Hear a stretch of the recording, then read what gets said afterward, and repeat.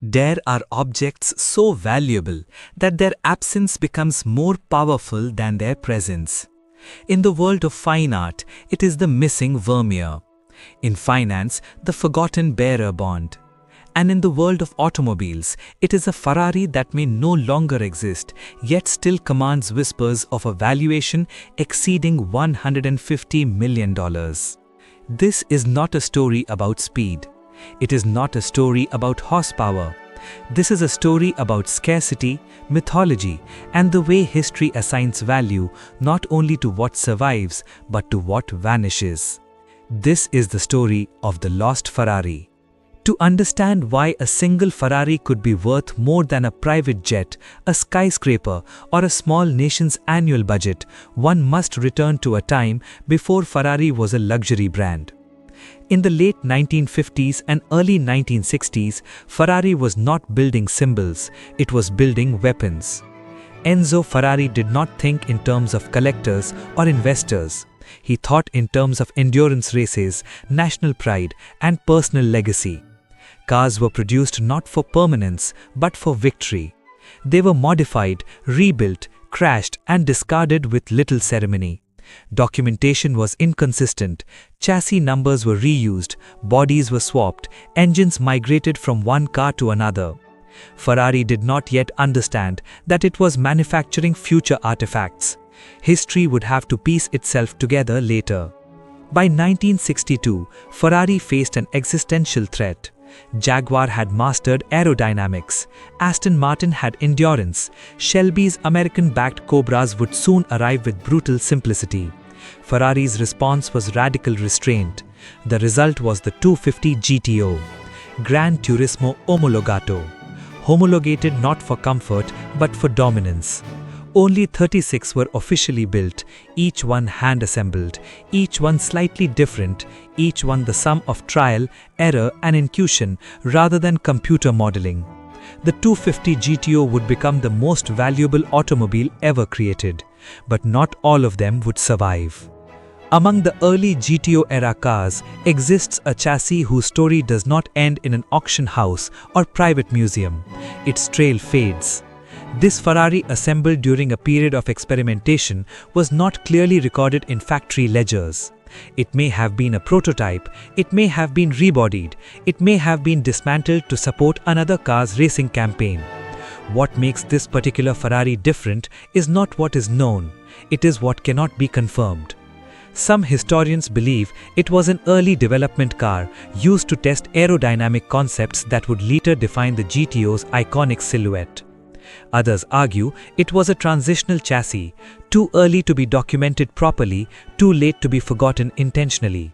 At some point, the car disappeared, not stolen, not destroyed in a single dramatic moment, simply absorbed into time. To understand the valuation of a missing Ferrari, one must understand how automobiles evolved into financial assets. In the 1970s, classic cars were hobbies. In the 1990s, they became collectibles. By the 2010s, the rarest among them became stores of value. Ultra-high net worth individuals began reallocating capital away from volatile markets and into tangible, globally recognized objects.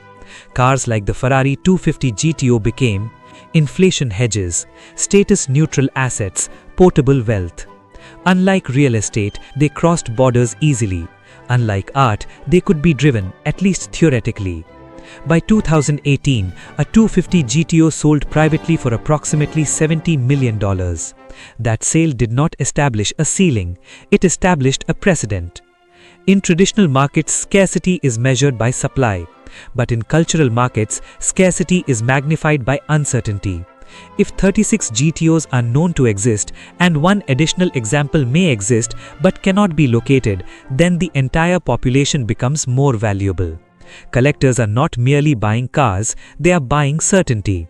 A confirmed, documented GTO becomes more desirable because it is not the lost one.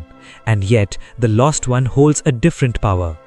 If discovered, authenticated and restored even partially, it would not dilute the market, it would redefine it.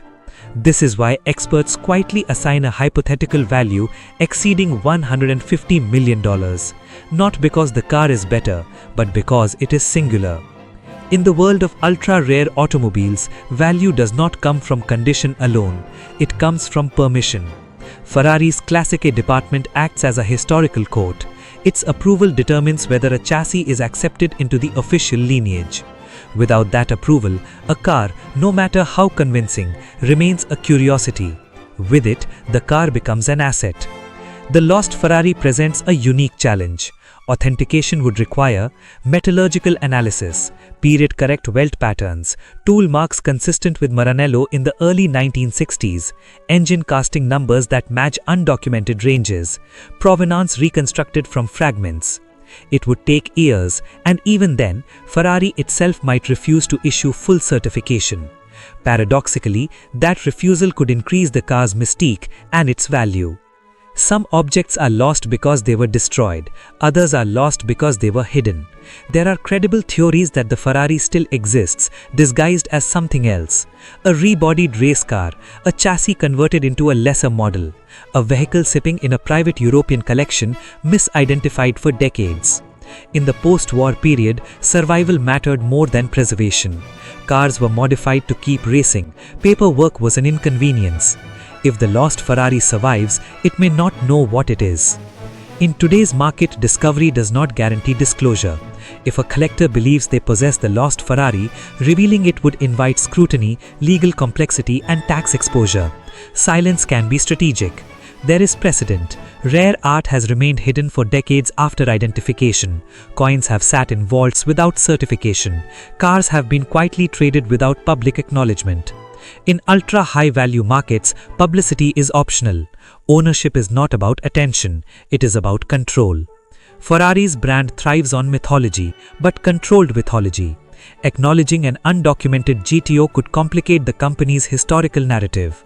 It could raise questions about incomplete factory records, inconsistent numbering, the fluidity of early Ferrari production. Ferrari's modern success depends on precision, exclusivity, and order. The lost Ferrari represents ambiguity, and ambiguity is difficult to monetize, unless you already own it. If the lost Ferrari were discovered tomorrow, there would be no public auction, no televised spectacle, no dramatic hammer price. Instead, negotiations would occur quietly, through intermediaries, through law firms, through private equity-style structures. The final figure, whether $120 million or $160 million, would never be confirmed, because at this level, price is not the point, worth is.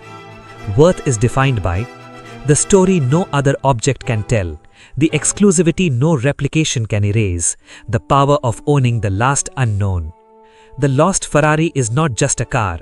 It is a reminder that history is incomplete, that value is shaped as much by absence as by presence, that markets are driven by belief as much as by fact. It exists in the same category as unfinished symphonies, missing master paintings, lost architectural plans. Its power lies not in metal or leather, but in narrative gravity.